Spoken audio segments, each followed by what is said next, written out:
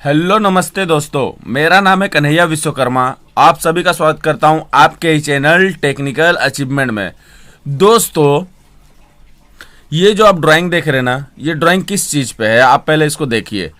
ये एक थ्रेड बना हुआ है जो कि स्क्वायर थ्रेड है और यहाँ पर मैंने लिखा हुआ है 4.5। ठीक है ना। ये है क्या, चलिए इसको हम लोग पहले समझते हैं ये है क्या। देखिए यहाँ पर मैं टाइटल लिख रहा हूँ। टाइटल लिख करके या थंबनेल जो आप लोगों ने पढ़ा होगा उससे आप लोग समझ ही गए होंगे। टाइटल है यहाँ पर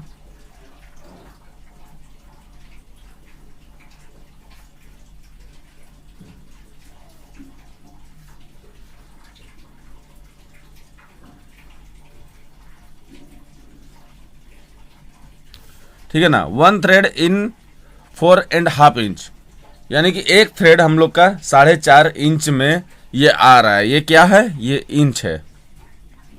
ठीक है ना, हम लोग का एक थ्रेड 4.5 इंच में आना है। इसके लिए हम क्या कैलकुलेशन करेंगे, कौन सा गियर निकालेंगे, ये सारा चीज आपको इस वीडियो में मैं आपको बताऊंगा। तो वीडियो में एंड तक आप लोग बने रहे।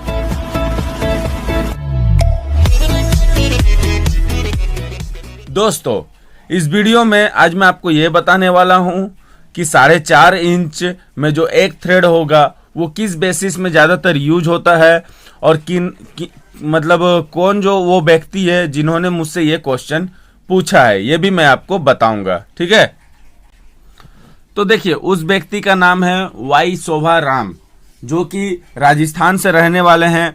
उन्होंने मुझे व्हाट्सएप में ये क्वेश्चन पूछा है। उनका क्वेश्चन ये है कि उनके मशीन का जो लीड स्क्रू है वो है 2 TPI। ठीक है ना, मशीन का जो लीड स्क्रू है वो है 2 TPI। उनको थ्रेड कितना काटना है, तो 4.5 इंच में एक थ्रेड काटना है। और कितना स्टार्ट है, तो उनका स्टार्ट है 3 स्टार्ट, यानी कि 3 मुंह वाली चूड़ी उनको काटनी है। ठीक है, तो सबसे पहले देखिए, ये तो ऑप्शनली मैं बता रहा हूं। मैं आपको तो ये बताऊंगा कि 4.5 इंच में चूड़ी काटने के लिए एक चूड़ी 4.5 इंच में काटने के लिए कितना का गियर लगता है। लेकिन मैं आपको ऑप्शनली बता रहा हूं कि अगर आपका 4.5 इंच में एक चूड़ी काटना है और 3 स्टार्ट हो, तो आपका एक चूड़ी जो है वो कितने का बनेगा। ठीक है ना, तो अगर आपका 4.5 इंच का चूड़ी कटने वाला है, ठीक है ना, तो यहाँ पर हम लोग 4.5 डिवाइडेड बाई 3 करेंगे तो यहाँ पर आपका 1.5 आ जाएगा, है ना। यानी कि जो आपका चूड़ी है वो एक चूड़ी 1.5 का बनेगा। लेकिन यहाँ पर जैसा कि उन्होंने बताया है कि यहाँ पर 3 स्टार्ट है, यानी कि हम लोग मल्टीप्लाई 3 करके जाएंगे तो आपका आ जाएगा 4.5। कितना आएगा, 4.5। हम लोग जो गियर भी निकालेंगे वो भी हम लोग निकालेंगे 4.5 के लिए। ठीक है ना। अब यहाँ पर देखिए, यहाँ पर बात ये भी है कि जो आप टूल बनाएंगे वो किस बेसिस पे बनाएंगे। तो देखिए, अगर आप लोग 4.5 इंच में एक थ्रेड काट रहे हैं जो कि सिंगल स्टार्ट है, ठीक है ना, तो आपका क्या है, सिंगल टूल बनेगा।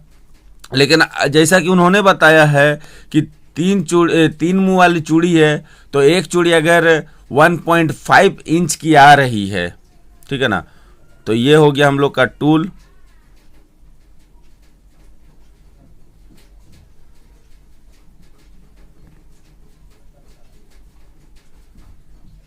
ठीक है ना, और एक टूल आपका ये भी लगेगा।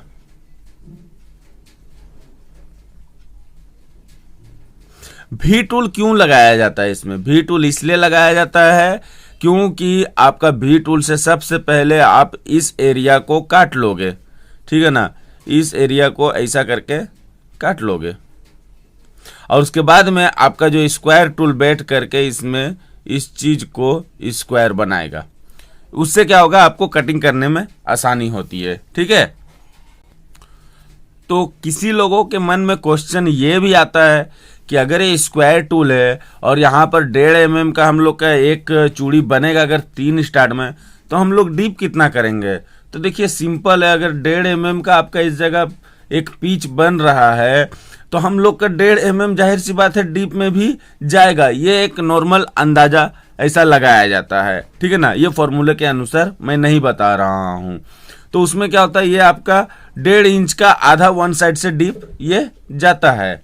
ठीक है ना। तो उस हिसाब से देखा जाए अगर एमएम में, तो ये आपका 19 पॉइंट समथिंग, ये आपका डीप 19 पॉइंट समथिंग है आपका डीप वन साइड से जाएगा। इस बारे में चर्चा मैं अगले वीडियो में करूंगा कि अगर आपका इंच में थ्रेड बनता है तो उसमें डेप्थ ऑफ जो थ्रेड होता है वन साइड से वो कितना होना चाहिए, कितना नहीं होना चाहिए।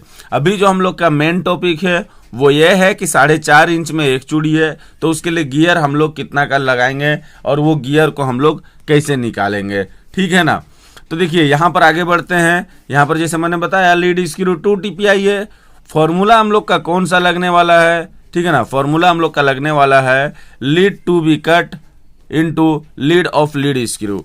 देखिए ये जो इंच वाला फॉर्मूला है ये किस जगह लागू होगा ये भी समझ लीजिए। आपका जहां पर एक चूड़ी में 1 इंच या फिर 2 इंच में एक चूड़ी, 3 इंच में एक चूड़ी, कुछ इस तरीका से आएगा, मतलब उल्टा साइड से। जैसे हम लोग का होता है ना 1 इंच में 8 TPI, 1 इंच में 10 TPI, उस जगह में ये फॉर्मूला लागू नहीं होगा।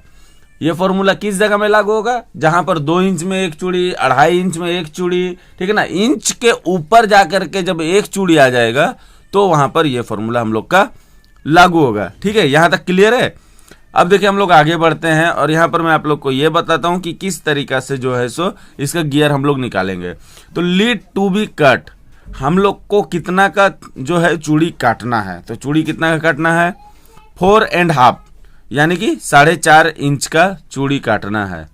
इंटू 2 क्या है, lead of the lead screw. Machine का लीड स्क्रू कितना है तो 2 TPI है, इसलिए इंटू 2, ठीक है ना। यहां पर हम लोग का पता चल रहा है कि ये 4 दूना 8 और प्लस 1 9/2 ये हम लोग का आ रहा है। हो सकता है ना 9/2, क्योंकि ये 4.1/2 है, जिसको हम लोग बोल भी सकते हैं 4 होल एंड हाफ इंटू 2। तो यहां पर हम लोग का 9/2 आ जाएगा। इंटू ये 2 है और 2 के नीचे कुछ नहीं है, तो यहां पर हम लोग 1 समझ सकते हैं, ठीक है। तो यहां पर हम लोग का 2 समीकरण मिल गया, पहला ये और दूसरा ये। अभी यही दोनों से हम लोग का 4 गियर निकलेगा, ठीक है ना। वो किस प्रकार निकलेगा उसको भी समझिए। देखिए जैसा कि मैंने बताया 2 समीकरण, फ्रैक्शन 1, ठीक है। यहां पर 9/2, यहां पर हम लोग कितना तक का इंटू करेंगे तो हम लोग का 2 गियर मिल जाएगा। तो यहां पर मैं इंटू 10 किया हूं, ठीक है ना। इतना याद रखिए, ऊपर नीचे आपको बराबर मल्टीप्लाई करना है, इधर उधर मल्टीप्लाई नहीं होना चाहिए। जितना ऊपर मल्टीप्लाई होगा उतना ही नीचे का मल्टीप्लाई होगा। यहां पर देखिए, यहां पर 19/20 आ गया है। कितना आ गया 90/20, यानी कि पहला 2 गियर हम लोग का यहां पर मिल गया है, ठीक है ना। इसको हम लोग यहीं रखते हैं। फ्रैक्शन 2 में चलते हैं। फ्रैक्शन 2 में क्या था 2/1 था, आ गया। यहां पर आप लोग देख सकते हैं मैं 50 मल्टीप्लाई किया हूं। क्या यहां पर मैं 30 मल्टीप्लाई नहीं कर सकता हूं? कर सकता हूं। या फिर 40 नहीं कर सकता हूं? कर सकता हूं। 60 नहीं कर सकता हूं? कर सकता हूं। देखिए आप यहां पर 60 भी मल्टीप्लाई कर सकते हैं, लेकिन कारण क्या है, क्योंकि अगर मैं यहां पर थ्योरी बता रहा हूं तो यहां पर एक चीज आप समझने का कोशिश कीजिए। यहां पर ऊपर में मैं गियर कितना का लगाऊंगा, तो यहां पर मैं गियर लगाया ये 90 का गियर। कितना का 90 का गियर।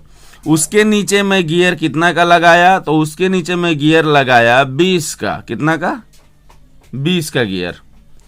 तो अब क्या है कि यहां पर जब मैं ये कौन सा हो गया, ये है आपका जो हेड स्टॉक की तरफ, जिसमें आपका ये रहता है, चक्का रहता है, ठीक है ना। मैं एक तो नॉर्मली एग्जांपल देकर के बता रहा हूं। और उसके बाद में ये हो गया 20 का गियर, जैसे ये था। अब यहां पर सपोज ये 100 का गियर मैं लगा रहा हूं। 100 का गियर कहां रहेगा ना, इसके ऊपर में रहेगा। 100 का गियर इसके ऊपर में रहेगा। और उसके बाद में जो लीड स्क्रू रहता है मशीन का, वहां पर से एक गियर अटैच होता है ना लेथ मशीन में। तो अगर मैं इसमें 50 का गियर लगाया सपोज, और 50 का गियर आपस में सट नहीं रहा है, तो फिर तो ये थ्रेड नहीं कट पाएगा, है कि नहीं। सपोज यहां पर मैं एक 2/1 में 60 मल्टीप्लाई कर रहा हूं, तो हम लोग का कितना आ जाएगा 120/60। तो ये 100 का गियर का जगह ये 120 का गियर हो गया ये बोला। और ये जब मैं 60 का गियर लगा रहा हूं तो यहां पर ये टच कर रहा है, ठीक है।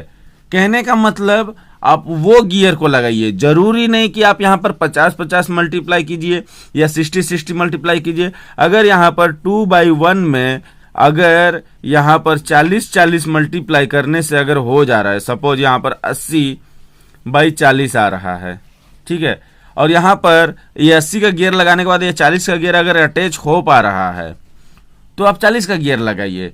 कहने का मतलब आप गियर कितने का भी लगाइए, गियर बैलेंसिंग में होना चाहिए, ज़्यादा छोटा नहीं होना चाहिए। जितना ज़्यादा छोटा होगा उतना आपको प्रॉब्लम होगा मशीन चलाने में, है कि नहीं। तो यहाँ पर अगर मैं 80 और 40 का गियर लगाया और अटैच हो गया तो ये भी हो सकता है, ठीक है ना। यहाँ पर आप लोग पॉइंट अगर समझ पा रहे होंगे तो आप लोग समझ गए होंगे कि मैं क्या कहना चाह रहा हूँ।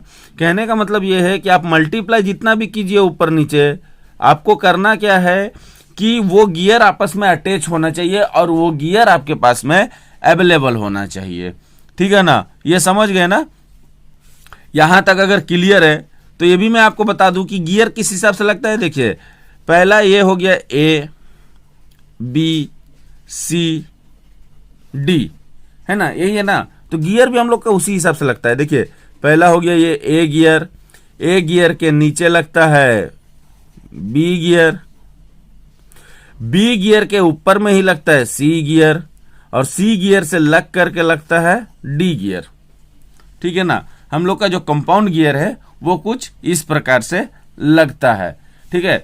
तो यहां तक आप लोग का क्लियर हो गया होगा।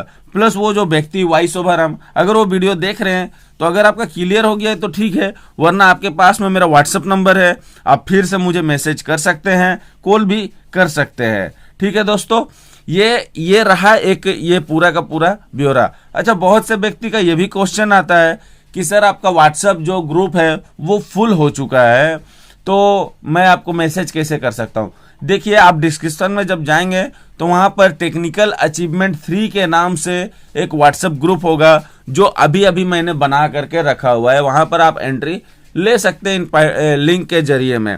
प्लस आपको फेसबुक पेज का लिंक मिल जाएगा, वहां पर भी सेम चीज अपलोड होता है, वहां भी जा करके आप फॉलो कर सकते हैं। इंस्टाग्राम को भी फॉलो कर सकते हैं। सारा सोशल लिंक आपको इसमें डिस्क्रिप्शन में दिया गया है। तो दोस्तों ये रहा पूरा का पूरा चार्ट जो कि वाई शोभाराम जी ने जो मुझसे बातचीत किया था व्हाट्सएप के जरिए, फोन के जरिए। उन्होंने फोन से लगभग मुझसे आधे घंटे के करीब में बातचीत किया है। तो ये बातचीत के दौरान हम लोगों ने ये हल एक निकाला है। अगर आप लोग को सही लगा हो तो जरूर वीडियो को लाइक करें और अपने दोस्तों के साथ जरूर शेयर करें, उनको भी ये नॉलेज जरूर दें। फिर मिलेंगे अगले वीडियो में, तब तक के लिए धन्यवाद दोस्तों। जय हिंद दोस्तों।